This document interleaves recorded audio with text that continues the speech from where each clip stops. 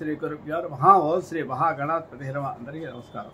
ఈ వీడియోలో ఏప్రిల్ నెలలో ధనుసు రాశి వారి యొక్క గోచార ఫలాలు ఎలా ఉంటాయో పరిశీలిద్దాం. తెలుసుకుంటే ముఖ్యంగా ధనుసు రాశిలో జన్మించిన వారు మూల 1, 2, 3, 4 పాదాల వారు, పూర్వాషాఢ 1, 2, 3, 4 పాదాల వారు ఉంటారు. అలాగే ఉత్తరాషాఢ 1వ పాదం వారు జన్మించిన వీరి పేరులో మొదటి అక్షరాలు ఈ విధంగా ఉంటాయి. ఏ, యో, బా, బి, ఓ, ద, బా, డ, బే అనే అక్షరాలతో ఎవరి పేర్లు అయితే ప్రారంభమవుతాయో వారంతా కూడా ఈ ధనుసు రాశి కిందికి వస్తారు. ధనుసు రాశికి ఈ సంవత్సరం శని అనుకూలత ఉంది. అది 31 మార్చి నుంచి పోయింది. అర్ధాష్టమ శని ప్రారంభమైంది. ఇక గురుబలం కూడా లేదు ఈ సంవత్సరం. గురుబలం మే నుంచి వస్తుంది. అంతవరకు ఇబ్బందులే కొంతవరకు. ఇక వీరికి ఈ సంవత్సరం ఆదాయం 5, ఏం 5 అంటే ఎంత సంపాదిస్తారో అంతే ఖర్చు పెడతారు. రాజ్యపూజ 1, అవమానం 5గా ఉంటుంది. వీరికి జీవితంలో అన్ని కార్యక్రమాలు చురుకుగా నిర్వర్తించడానికి ఉత్సాహం కలిగి ఉంటారు. ఉన్నత ఆశయాలతో విజయం సాధించాలని శిఖరాలు చేరాలనే కోరికలు మాత్రం ఉంటాయి. సమాజం, కుటుంబం, స్నేహితులు మొదలైన విషయంలో ప్రశ్నలు కూడా ఉంటాయి. వీరికి నీవెంత గొప్ప అంటారు కాబట్టి జాగ్రత్తగా ఉండండి. అవతల వాళ్ళతో పొగడ్తలకు లొంగిపోకండి. దానివల్ల ఇబ్బందులు వస్తాయి.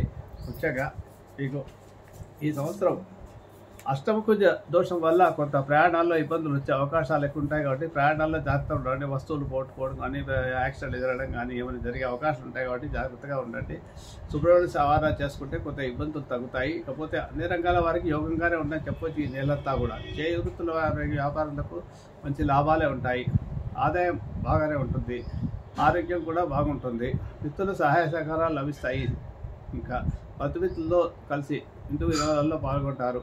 గృహంలో శుభకార్యాలు నిర్వహిస్తారు. సంతానం విషయాల్లో ఇబ్బందులు ఏమి ఉండవు.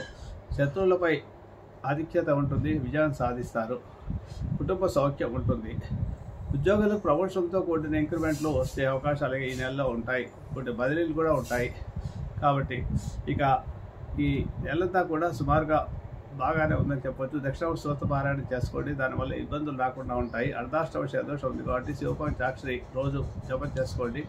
ఇక 2.5 సంవత్సరాల వరకు ఇప్పుడు శివారాధన చేసుకోవడం లేదా దశరథకృత శని స్తోత్రాన్ని ప్రతిరోజు పారాయణ చేసుకోవడం వల్ల భవిష్యత్తులో ఇబ్బందులు రాకుండా ఉంటాయి. కాబట్టి రాహు కూడా 3వ స్థానంలోకి వస్తాడు కాబట్టి ఇబ్బందులు తగ్గుతాయి కొంతవరకు. కానీ శని దోషం ఉంటుంది. షష్ఠగ్రహ కూటమి అర్ధాష్టమ స్థానంలో జరిగింది కాబట్టి ఒక 3-4 నెలల పాటు మీకు ఇబ్బందులు ఉంటాయి. వాటిని అధిగమించాలంటే మీరు నోటిని అదుపులో పెట్టుకోండి. ఇతరులతో విషయాల్లో జోక్యం చేసుకోకండి. ఇక మీకు అనుకూల దినాలు ఏమంటే 2, 4, 12, 14, 18, 23, 29. ప్రతికూల దినాలు 1, 7, 9, 16, 21, 25, 27 ఉంటాయి. కాబట్టి ఇవి మీకు ముఖ్యంగా మీకు సూచన ఏంటంటే దక్షిణ స్తోత్ర పారాయణము, శివపంచాక్షరి చేసుకోవడం తప్పనిసరి అవుతుంది. శుభమస్తు.